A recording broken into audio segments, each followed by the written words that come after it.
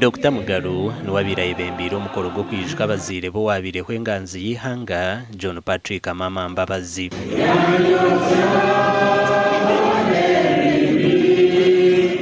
Ababa bandizo kuteba maraha bituru by'abazire babo ngo muringo gumo gwo kuba HTNSA na no kubijuka.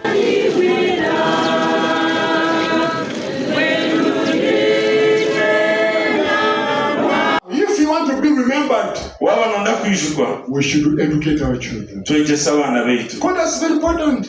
If you don't educate them, one day your clan will perish.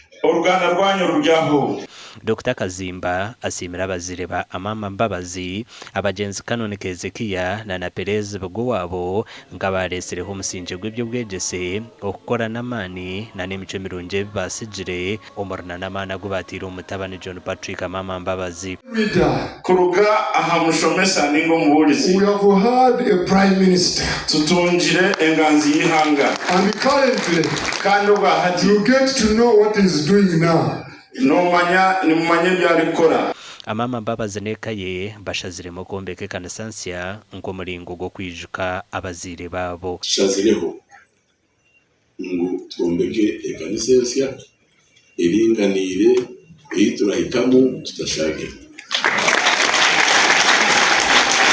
Your Grace, Kanungu borders with the DRC. Tudia border. Ichibasa kubasika mubundi hene ebizahamuce bimwe erikiro kirobundi bihe bitwegeye muri Kanungu. Amakuru agagasha kwa Hweza Wilfred.